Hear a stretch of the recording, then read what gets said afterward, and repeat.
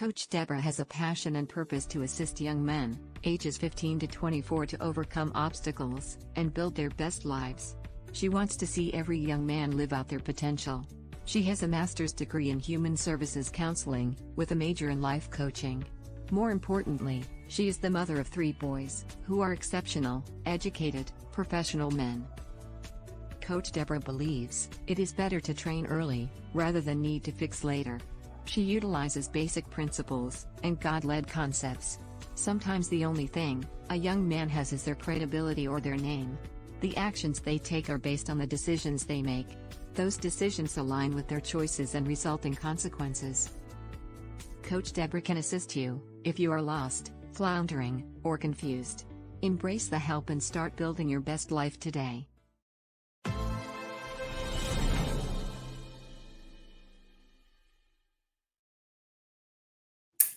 Good morning, everyone. Good morning, morning. We are here. We are ready for Real Talk with Deborah and Anastasia. Good morning, Anastasia.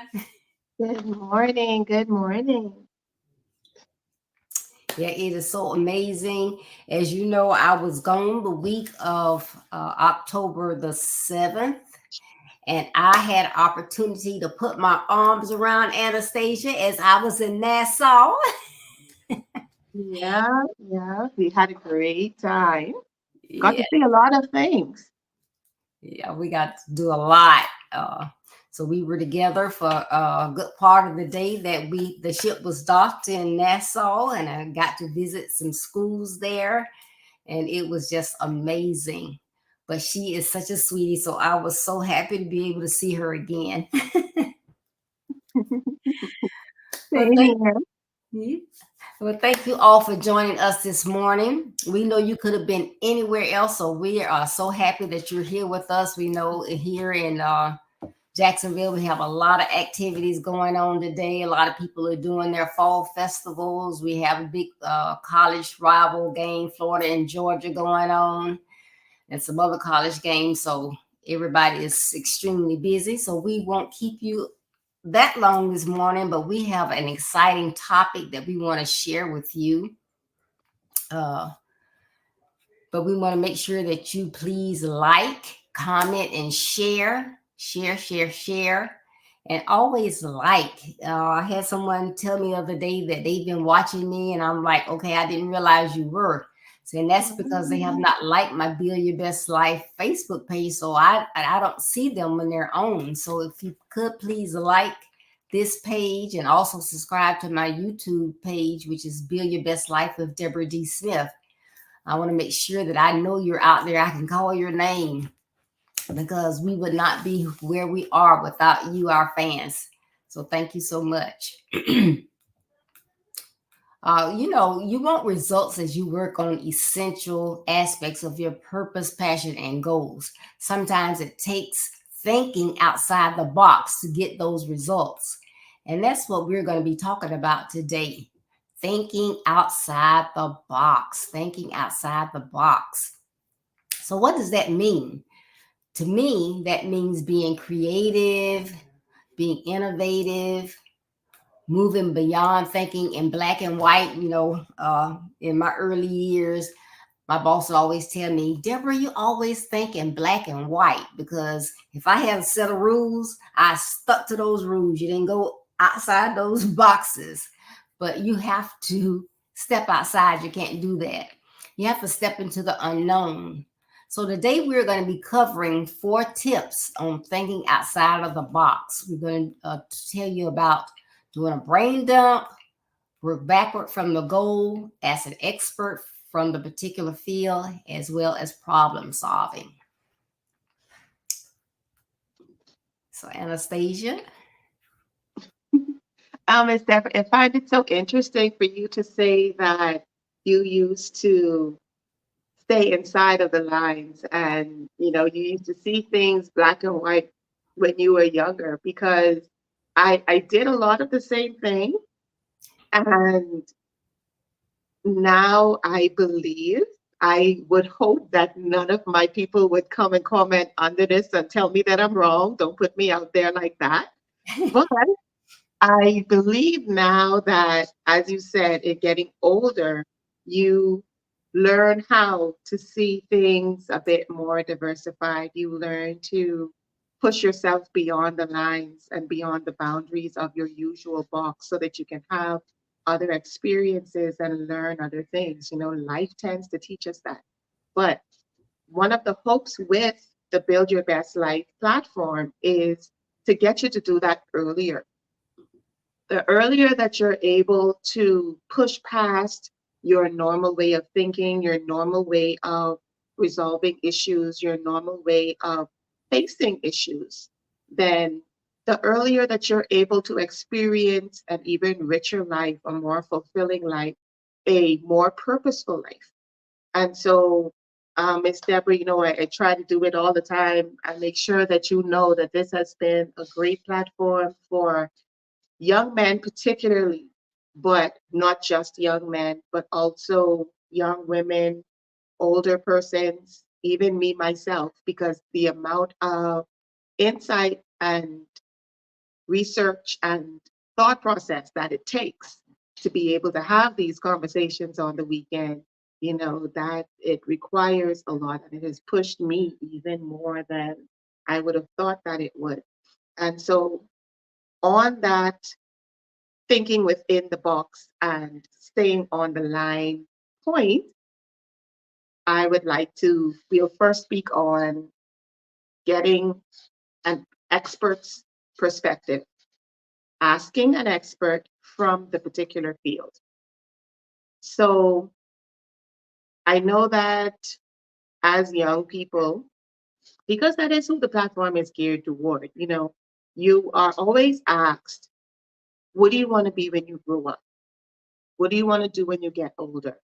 And it's a very common question.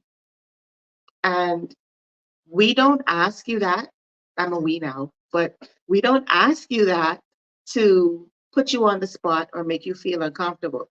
We ask you that so that you can begin the thought process, so that you can begin your planning toward whatever goal it is that you set, so that you can begin to understand the steps that you need to take in order to get to that goal. And a part of that process, and one of the things that you need, is a mentor. And so, in the field that you are proposing to get into, or the area that you would like to get into, having someone that's already in that area and is able to give you feedback and guidance is invaluable. You cannot put a price on that. All right, blessings, blessings, blessings. And so, first, I want us to take just a quick look at what are the benefits of few, because there are many, many benefits to being a mentor. But the ones that I wanted to look at really quickly would be the increased self-awareness that it brings you as a mentor, because even as a teenager, you can be a mentor. Even as a young adult, you can be a mentor. There are experiences that you've already had. You can speak to a younger person about getting through high school. You can speak to them about getting through national exams. You can speak to them on many different topics. And so do not feel that as a young person, you cannot be a mentor. So let's start out there. It gives you increased self-awareness.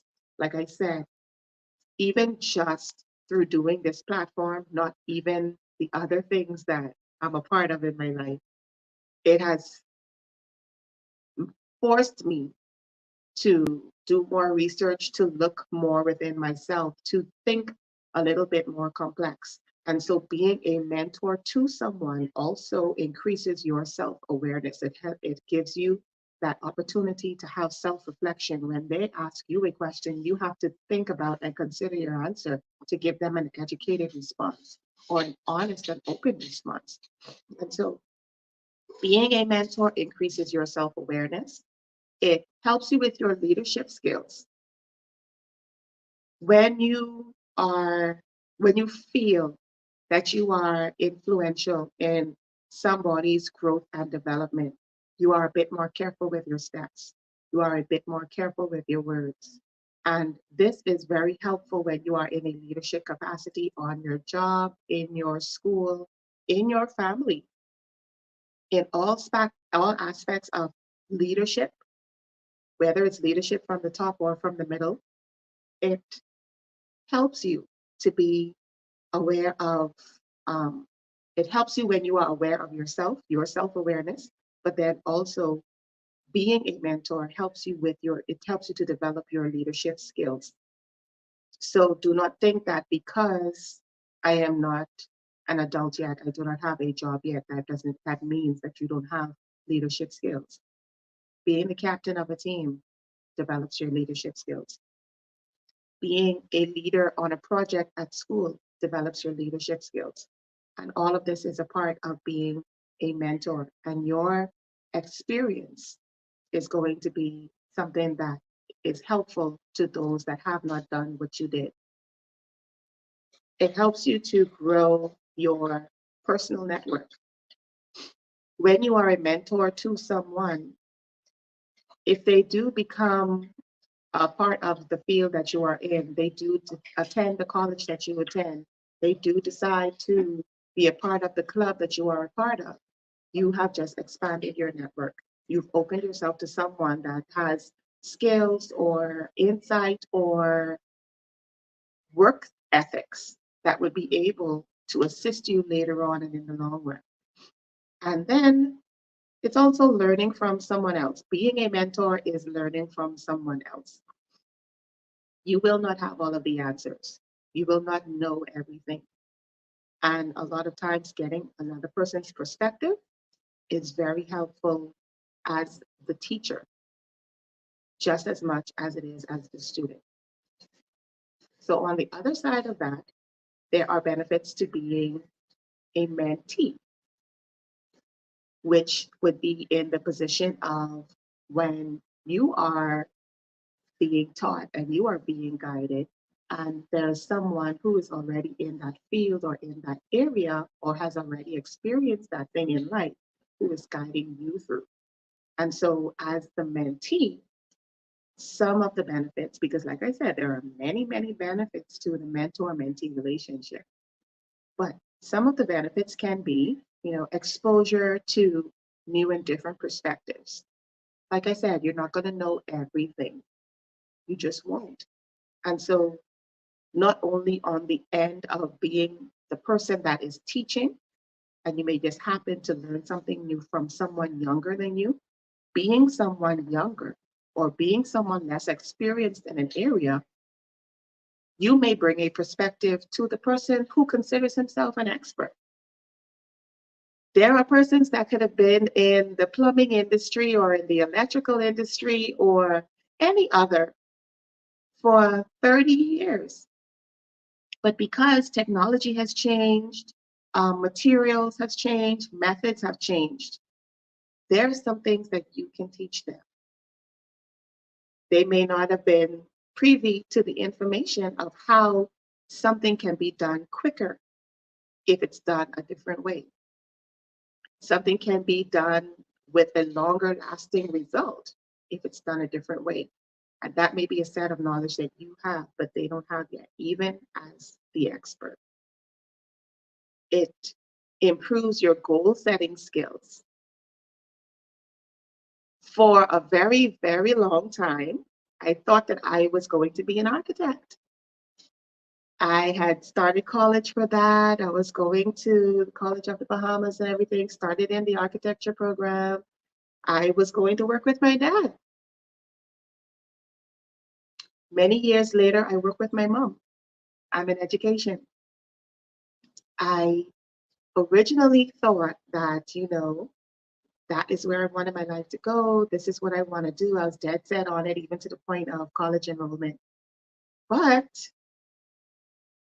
through watching my mom and going to work with her and becoming involved with other organizations and stuff and children, helping my mom out with children's ministry and things like that, it became more prevalent that, yeah, I kind of like this, but I love this.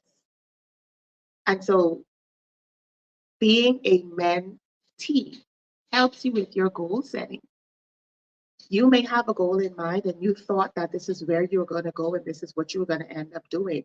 But it's not until you've spoken to someone that's already in the field, that has already experienced the ups and downs and has already, gone through a lot of stuff and can give you that true, honest insight of what life can be like, then maybe you can make a more informed decision on what it is that you actually want to do and where you actually want to go.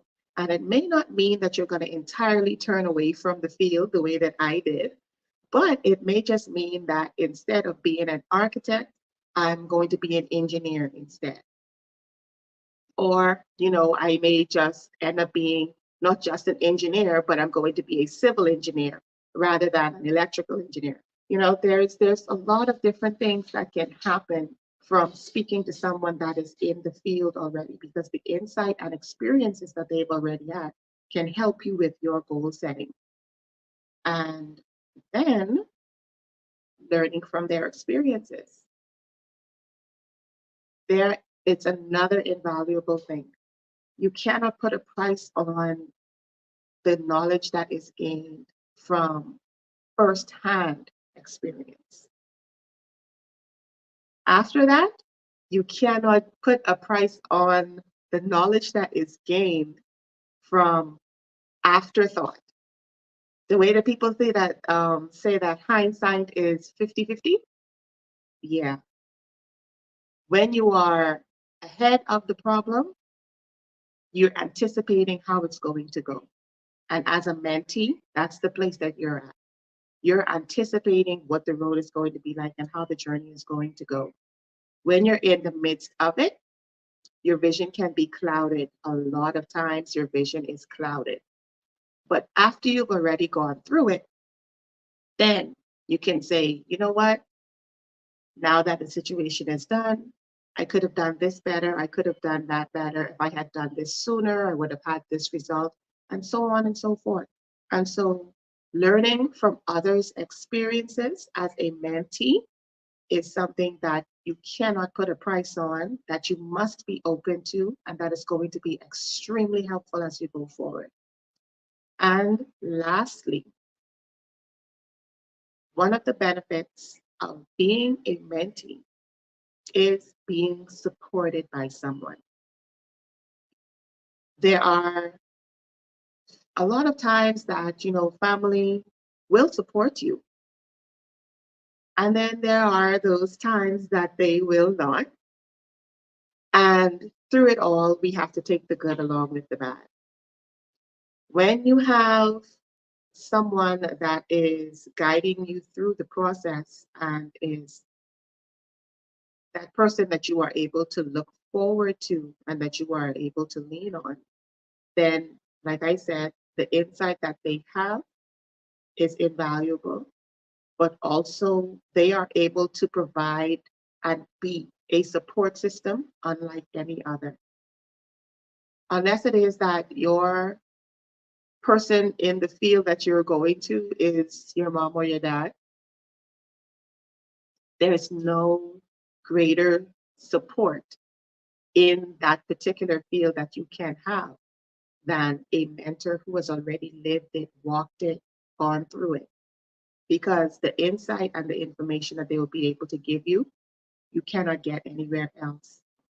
And so the support that they would be able to give, the guidance that they would be able to give to tell you, okay, avoid this pitfall, avoid that pitfall, make sure that you're doing this, make sure that you're functioning with integrity, make sure that you are getting the proper knowledge of your field so that when you do these things, you can stand on a firm footing and say that your work and the quality of it speaks for you.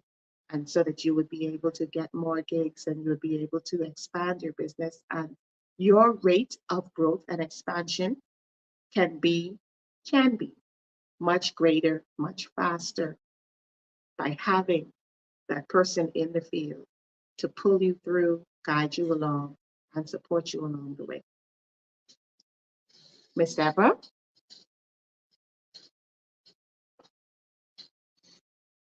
Thank you for that. That was just awesome. You brought out some great tips. So I hope everyone out there is taking notes. But that self-awareness, you're getting leadership skills, growing your network, and above all, you are learning. And when you're helping someone with something, you have to make sure that you're able to kind of like answer questions for them. So it makes you yourself dig deeper into what you do to make sure that you can help them and answer those questions. And like you say, it's a support system as well. So that is an excellent resource when you are supported. And, I love that,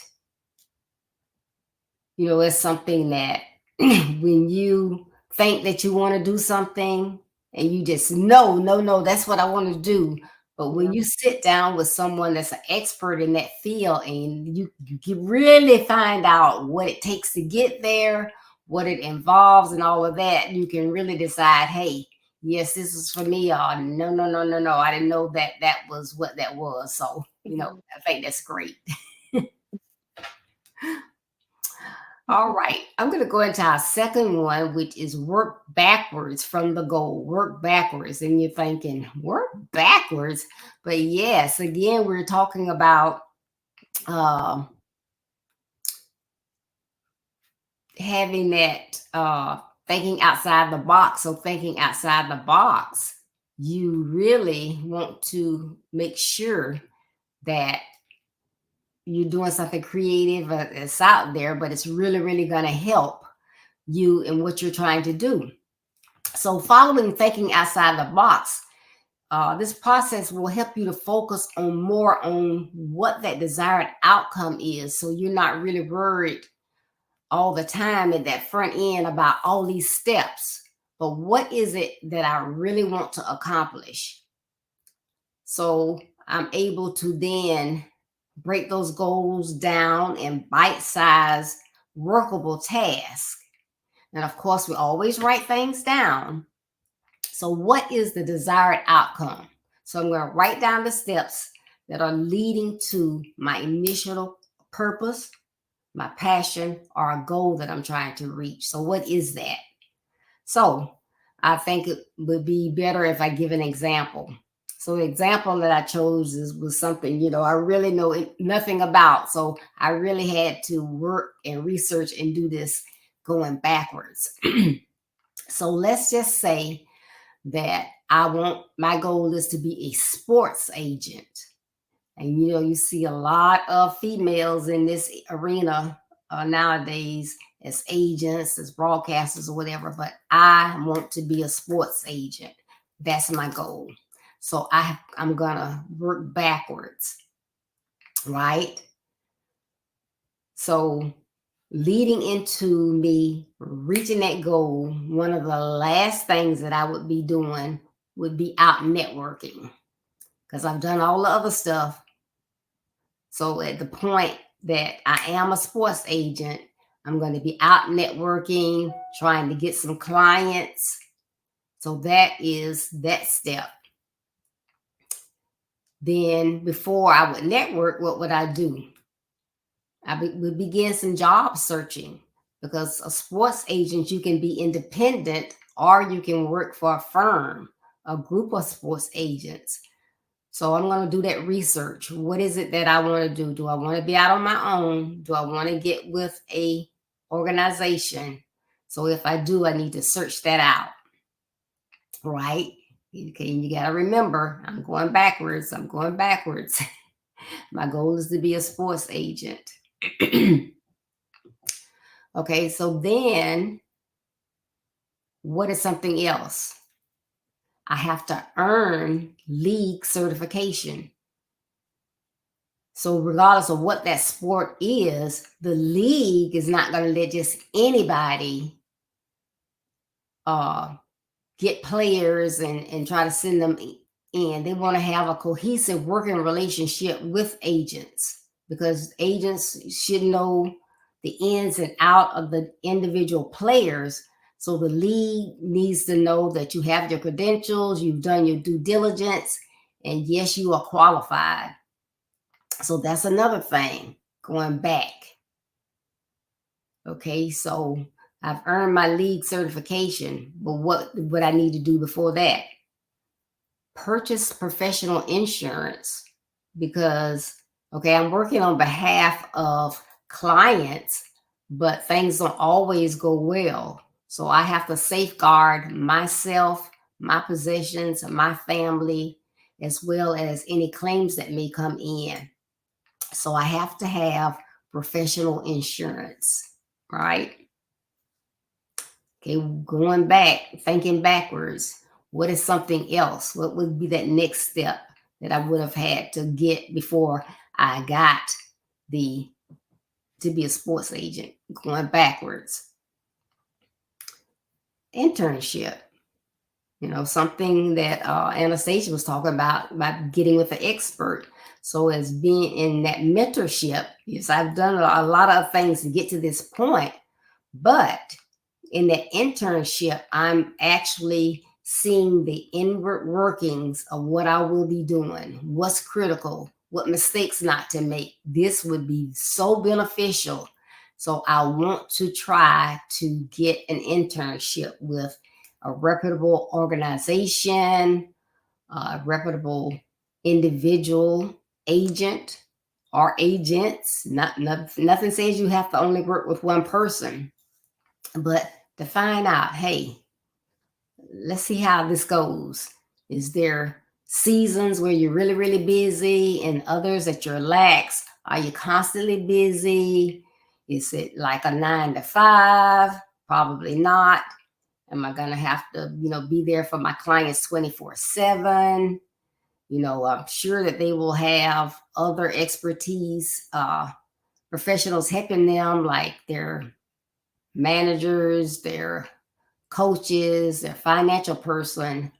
But am I going to have to step outside of what I deem are my responsibilities for that client?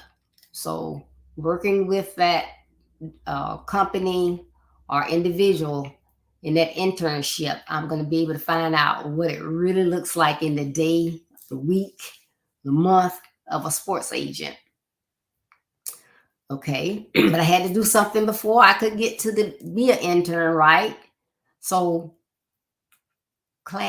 what classes did I have to take in order to make sure that I would be able to explain necessary information to the client? Because the client, they're not just going to take any agent. They're going to want to know that the agent is qualified.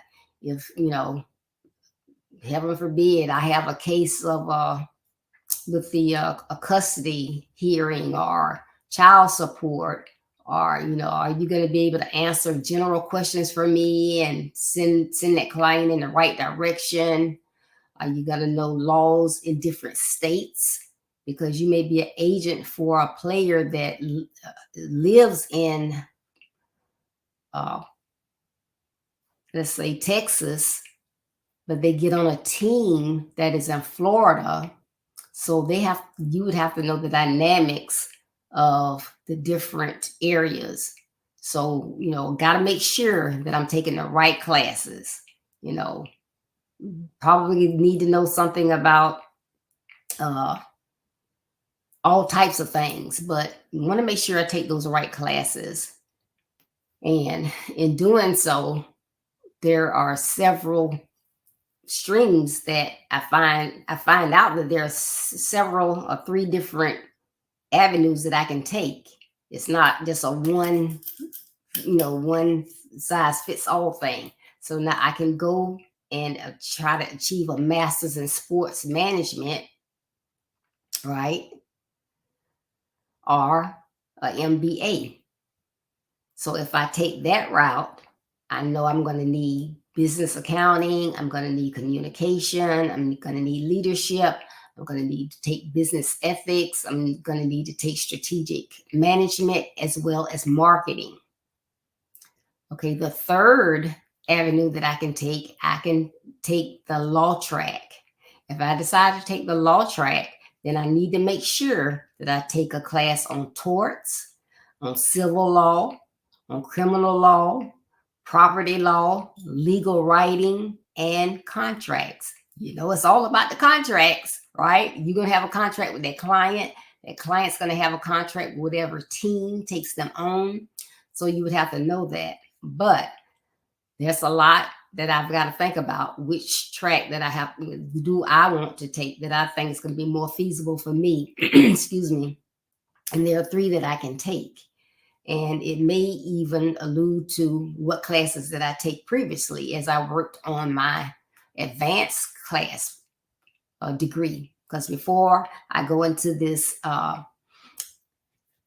master's, I had to have a BA, right?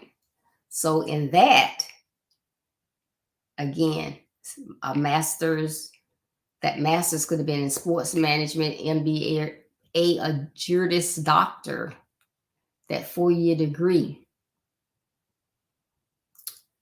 I had to take courses, but I had to have in my mind where I was trying to get. So I'm trying to work backwards. So I want to make sure that I cover everything, because see, working backwards, see, it's even me explaining it. You got to keep up with it. It's not like I'm going this way. I'm going back to make sure I've covered everything. So you want to just make sure that everything is covered. Another thing that I want to do, and this is getting closer to where I would start out, is, and this is hitting on what Anastasia talked about, talk with someone that currently is or has been a sports agent to ensure, hey, this is really what I think I want to get into. So then they're going to tell me, well, you can't just do this with a BA. You've got to get a master's degree. You're going to have to take lots of different certifications. You got to have a certification with the league. You have to have professional insurance. You got to have to get licenses, right? You have to have all this stuff. Your agents, you're that number one person that client is going to pull on. So they're going to be pulling on you all the time. It's not going to be a 9 to 5. So you have to manage that. Your client is going to be maybe in a different time zone than you. So again, you got to be alert and ready 24/7. But talking with that person that's already been in that position is really going to be beneficial for you in thinking it out, because maybe you don't see yourself going, having to get a master's degree. You're thinking, I hate school. I don't like school. I really, really struggle. I normally have to get tutors. Is this going to be feasible for me? We're going to be talking contracts. We're going to be talking money. Is this really the course that I want to take? But again, we're going backwards, right? And so that last thing, or where you would normally start from, is explore your options. What is my passion, my purpose? What is it that I think I want to do? So thinking outside the box, and that was a lot, right? That's one of the things that you would do, is to start from, this is what I'm going to be doing at the end, and go backwards to the beginning. So it is extremely a lot, but you can do it if that's what your passion is, your purpose. And if it's really your purpose, you're going to have the skills in order to do it. So it'll work out. Oh, it'll definitely work itself out. In order to get through each of those steps and to keep on moving forward, you have to have a passion and a true drive, and keep yourself motivated. And so through all of it, that I heard you mention it going backward, going forward through it definitely requires some drive and intentionality and some thought in your steps. So the next thing that we're going to talk about is problem solving. Because even while you are taking those steps and you're planning your way through, And like I said, hindsight is 50-50. So that was what Miss Deborah was talking about. After you've already gotten to a certain place, and then you're considering what it took to get there. And having a mentor or speaking to an expert in that field can help you with planning your way forward. But along the way, there is never a guarantee that you will not have problems, that you will not run into things unexpectedly, even with a mentor, even with your goal setting and your planning and everything like that. Life happens, problems come up. And so we're going to look at ways to develop your problem solving skills so that even, if it does happen, because we're all going to pray for a smooth life and a clear path. But if it does happen, we need to know how we're going to face it and what we're going to do in the face of those adversities. So the first thing that we would do is identify and define the problem. It's not a problem unless it's a problem. There are persons that have character traits about them. Let's say that it's someone that lies a lot. But it's not a problem to them unless they identify it as a problem.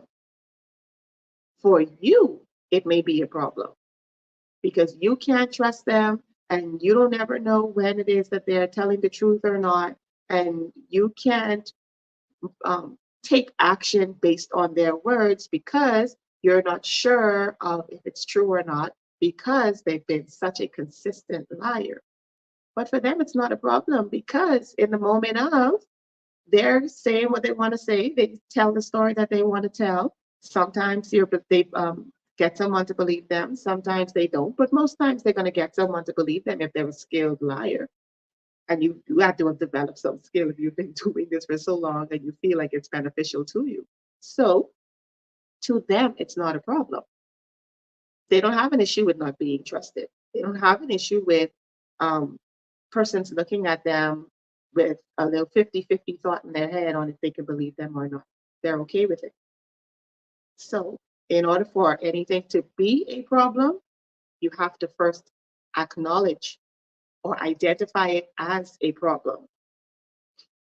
There are persons that are horrible with money, but they don't really see it as a problem because next week I'm going to get paid and then I'm going to do some other stuff and get a little bit out of the hole or be able to see my way a little clear. My head will come above water. And then for the next week or 2 weeks until I get paid, I'm still going to do the same stuff all over again. And then I'm going to get paid again in 2 weeks. And we're going to start this cycle all over again. And I'm comfortable in this cycle. Now, for your significant other who is watching the bills pile up, your kids who cannot take part in certain activities or do certain things because of the instability of your finances, they're affected. They see it as a problem. But you yourself, you're fine with it. So therefore, for you, it's not a problem. In order for there to be a problem, you have to identify it, accept it as a problem first. And then you're going to define the main elements of that problem. If it is that financial instability, one of the defining factors of that problem may be a gambling issue. One of the main factors that define this financial instability may be a drinking problem.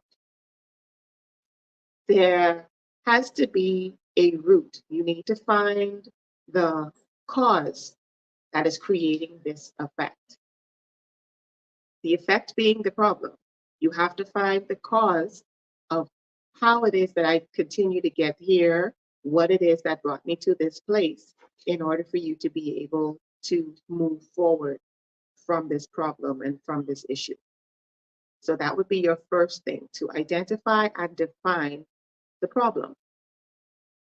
Your next thing would be examine the possible solutions. Let's look at If it is alcoholism, your problem there is drinking, and not drinking just as something to mellow you out a little bit, but drinking to incapacitation, to um, reckless decisions, to promiscuity. You have to examine the possible solutions to this problem. And so you are now looking at, first of all, your access to the alcohol. Is this something that is very easily accessed by me? And that is a part of how it is that I am able to get to this intoxicated state so often and so easily. Is it the company that I am keeping? Do I need to find new friends? Sometimes that is a part of your problem. The company that you're keeping, the sphere that you are in, they are encouraging you in these bad decisions. And until you've already identified and defined, you won't be able to examine a solution, which would be get yourself some new friends, find yourself in some new circles. It may be a possible solution for you to join AA. It may be a possible solution for you to get more involved in church and other organizations so that your time is not so free to be able to find yourself in these situations that lead to intoxication. So after you've already identified and defined the problem, you're looking at examining possible solutions, and then you have to act on it. Me being the former architecture student that I was, briefly, a part of that thought process is what your end result is going to be. What is the house going to look like when you're done with it? And even though you are only in the middle process, whereas you have it as a 2D image, possibly a 3D image, and it's on paper, you're still setting out that plan, expecting that the contractors are going to take action on those plans, and you're going to have an end result that is promising and fulfilling to everybody involved. That's also a part of your problem-solving process. You have to take action on the plan. I need to join AA. I need to find new friends. I need to stop going and hanging around these bars. I need to find more things to occupy my time so that I don't feel so idle and open to drinking and all of that. Those are great plans. They're nothing if you don't act on them. They're nothing. We all know that person who's full of potential and always has this great business plan, and he's going to be such an awesome business owner someday, one day. There's always a plan coming out of their mouth. But the action behind it is what really counts. And lastly, look for the lessons to learn. After you've already identified the problem, you've already defined how you got there, you've already seeked out possible solutions, and you've already put that work in, and you've already taken those steps, not just planned them. You're going to do what Miss Deborah said, and you're going to look back. You're going to use that hindsight in order to find the lessons learned. 6 months ago, I was here. I had a serious anger issue. As soon as you say A, I'm already ready to say B, C, D, E, F, and G. But I haven't really learned to how you said A. You know, it may have been a long A, or you just said A, or maybe a short A, and you said ah. I didn't listen to how you said A or the context of A, but I was already ready all the way through to G. Anger issues. When I've already gotten through my steps and I've gotten to identifying my problem, why am I so angry? What am I so angry about? I've already gotten through examining the possible solutions, which is possibly seeking therapy, which may require a conversation with your parents if you feel like it's a childhood trauma that has gotten you to this place of being so volatile and explosive all the time. You've already acted on it by having these conversations, but then also being conscious and intentional about the way that you respond to things and the way that you receive information. You can now look back and say, I used to be that volatile person that nobody could talk to and everybody walked on eggshells around. And now I am a person that is able to speak to others about their problem solving issues or ways that they can deal with it or things that methods that I use to help me to get through. Being able to identify the lessons that you've learned, or what some people would call your takeaways, helps you to be able to be a guide to somebody else and to be a positive influence and impact on the atmosphere around you, because you may be able to help prevent someone from getting to the state that you were in. You would be able to identify issues a lot sooner because you've already lived it and walked through it. And also, you may be able to help another person to get through their issue sooner. It took you 6 months, but it may only take them 4. So it would still tie into a little bit being an expert in the field. Even if you're not an expert, you've already experienced it. And so we're going to look at those 5 things when we're looking at problem solving, identifying and defining the problem, examining possible solutions, taking actions to resolve the problem, and then looking back for your lesson learned.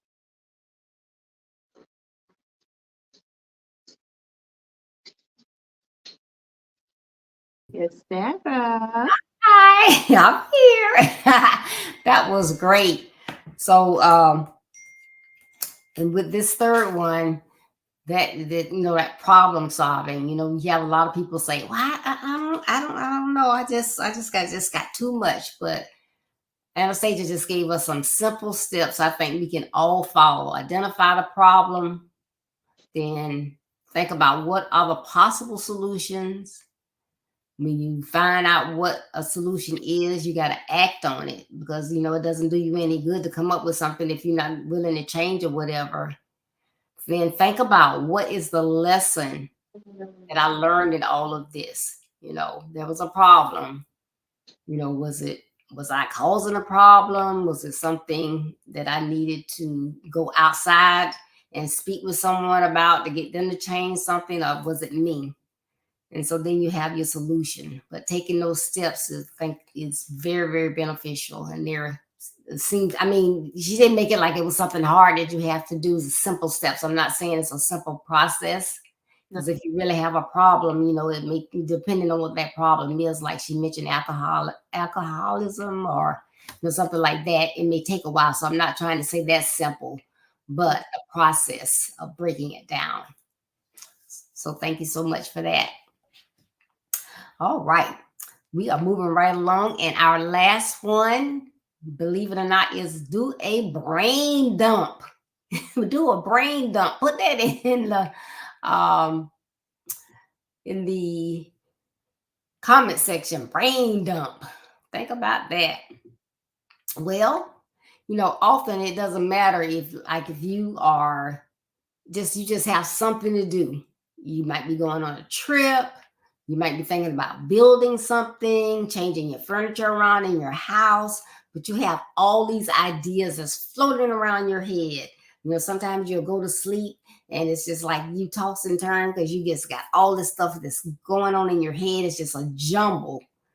Well, guess what? You need to get it out of your head and put it down on paper, make it plain so you can see it. And that's what we're going to do with this brain dump. We're going to get some clarity. We're going to get it out of our heads. So, just thinking about a process gets you to do it like a jump start. So I'm going to get this done. I got all these thoughts in my head. Some will work, some won't. I can't do it all. So let's just get it done. So you're gonna really need to take notes on this, but I think this is really, really helpful. So ensure that you have time to sit down and work through this process. Because it's not something you say, okay, I'm gonna do a brain dump, and you just gonna say, no, you need to write it down, because this is gonna be help. It's really gonna help you. So you need to take the time to make sure you do it right. So get your pad, your pen, if you're gonna do it on your tablet or your computer, whatever, but make sure you're writing it down somewhere. All right. So then you want to jot those ideas down as quickly as they come. As quickly as they come. Sometimes you got to just really go fast,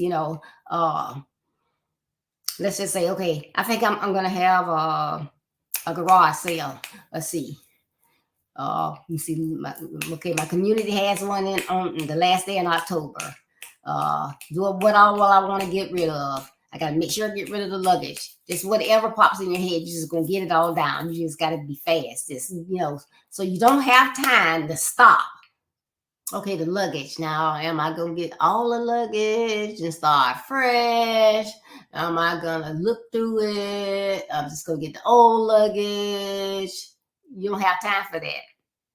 You're just going to just dump the brain. You're just going to dump it. You know how a dump truck, you don't worry about if some roots got in the dirt they got, if it's a mixture of different kinds of dirt, nothing. They in the place that they're going to dump it, they just dump it. So that's what you're going to do. You're just going to get it out of your head. So you don't have time to stop and analyze. You don't have time to talk yourself out of what that thought is. Oh, okay, so maybe October not a good month. You don't have time for that. You just going to say, I'm going to do the third, in your brain, you're thinking third weekend in October. Write it down. You don't have time to check for grammar. Oh, let me turn on Grammarly. No, just write it down. If the word is spelled incorrectly, no big deal. Just write it down. Get it out of your head. So you're not going to figure out if it makes sense. You're not going to check for spelling. You're not going to try to analyze. You're not going to do any of that. You're going to focus on pure thoughts. What is running through your head? Dump it out of there. Get it out of there. Get it on somewhere where you can see it. Like I said, whether it's paper or on a tablet or computer or whatever. Then, once everything is listed, just everything, you stopped. You said everything I got in there. Okay, that's everything. So I'm done. So you got everything listed. Now we're going to go back and look at each item. Okay, we're going to look at each item. If you just tuned in, we're doing a brain dump. So now once you got everything listed down, then you start asking questions. Is this applicable? Does this have anything to do with my garage sale? Because while I was dumping, I came up with the next car I get is going to be orange. They don't have anything to do with my brain, but my garage sale. So I'm going to get rid of that, cross that off. Does it need to be tweaked? So you said third Saturday in October. Okay, now it's the time for you to look at your calendar. Do you already have something on that date? Right? Does your family have something on that date? Okay. Should it be deleted? Yeah. I was talking garage sale, and then I put on here bringing stuff, school supplies. I don't want to do that because my grandkids might need school supplies. So I'm just going to take that off the list. I don't want that on there. Is it something that needs to be researched? You want to have this garage sale because guess what? You just moved into a new neighborhood. Okay, does the HOA even allow you to have garage sales? You might need to do a little bit of research. So this is your opportunity to do the research. So now, it's real quick. Not a lot to it. But this method is going to help you get everything organized, get your thoughts together. It makes sense. You got all the pertinent data that you need. You don't have any extra stuff. But what? You got it all out of your head. You got it down on paper. You don't have to lose any sleep. You don't have to worry about it. Now you have something that you can work with. You got all your ideas out. And believe me, that really, really helps you, because I'm working on something for Sunday and I didn't do a brain dump. So last night it hit me. Oh yeah, I need to do this. I need to do that. But if I had, as soon as the assignment was given out, if I had sat down and said, okay, this is the end result, thought backwards, and did that brain dump, hey, I've been on and popping. So brain dump, I know that I spent a lot of time with it, but it's really, really simple. Just get all those thoughts out. Don't stop and try to analyze them. Get all the thoughts out. Dump them out like a dump truck. Then once you get them out, then you can look at them and check your spelling, your grammar. Does it make sense? Is it something you need to take off the list or whatever? But it is really, really helpful. But this is all another part of assisting you in what? Thinking outside the box. Thinking outside the box. It is so cool that you said that, because I have a mentor that is kind of teaching me how to do the same thing. He's told me to, when I have an idea for a speech, because it's mainly Toastmasters. And so when I have an idea for a speech, that I am to write it down. I'm an Android person, I'm a Samsung person. And so in my Samsung notes, if there is a picture that I see, or something that I read in a passage, or anything that happens that I can turn into a speech that I have a little bit of inspiration from. He told me to make sure that I have one note that is speech titles or speech topics. And so I just continually add to that and add to that. And every so often he tells me, okay, asks me, how long is your note now? Like, how many topics do you have? And I'm like, oh, I've got this much, I've got that much, or whatever. It's like, okay, then number 3, tell me more about it. Elaborate on it. Give me a 5 to 7 minutes. And it helps me a lot. It really, really does. And if I did not write it down and dump my brain at the time that it happens, I definitely would forget it. Mm-hmm. Easily. Life is lifing. It will never stop. And so as soon as, just like that song inside of your head, when you're in the minute of it, you're all dancing and inspired and ready to go. And then the next song comes on and you forgot what the previous song was. That's exactly how ideas are, how life is. And so writing things down has definitely been very, very instrumental to me. And my method has been using my cell phone, using my Samsung Notes, and just trying my best to stop a second, be intentional about it, and write it down. That is a great tip that you've given, Miss Deborah. Thank you. And I'm sure that there is someone out there who could have used all of this information given, and you can share, like, comment, share some stories, and tell us which ones meant the most to you, which ones you've tried, which ones worked best for you, and which ones didn't work so well. Give us your feedback, let us know, and don't forget to make sure that you are living your best life while you're going through these day-to-day processes and being intentional about everything that you're doing. Awesome, awesome, awesome. Thank you so much. And I just want to, one closing thought is, remember, anything worth having is worth a considerable investment. So invest in your thinking outside the box, and making sure that your thoughts and your actions all align up, and you're, putting some work into that. All right. So thank you so much for tuning in this morning. I want to make sure that you join us on Tuesday, which is October 31st. If you are not out and about, we're going to have a speaker, Brittany Clark, and our topic is drive. So you got to tune in to find out what type of drive we're talking about. But I think it's going to be an exciting topic. So please make sure that you join us. As always, please check out my website, which is www.buildyourbestlife.org. And on there, you can read the blog that comes out each Monday at 10 a.m. So you can first access it. You can see our calendar of events as well, the services that I offer. And I am a life coach, so I do consultations, coaching, speaking, webinar speaking as well. I wrote a book, Build Your Best Life. It is about your life, your actions, and your credibility, overcoming obstacles to build your best life. It is for everyone, whether you're trying to build your best life, whether you're trying to assist someone in becoming better, teaching them some basic principles.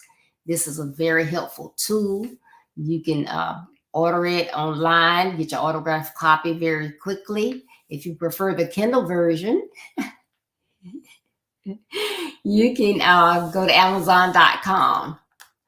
So thank you so much for that. You have anything else, Anastasia? I would only like to encourage everyone to make sure that they are, thinking outside of their usual box. Do not allow yourself to be closed into any environment, any thought process. Do not discourage yourself into thinking that you cannot be what you want to be. Do more with your life and your time and outlive, outlast, outlove anything that you're in right now. Always think beyond. Awesome. So again, thank y'all so much for tuning in. Remember, building your best life is our business. That's not a slogan. It's our commitment. I love you. Be blessed. Stay safe out there. I hope to see you on Tuesday. Bye-bye.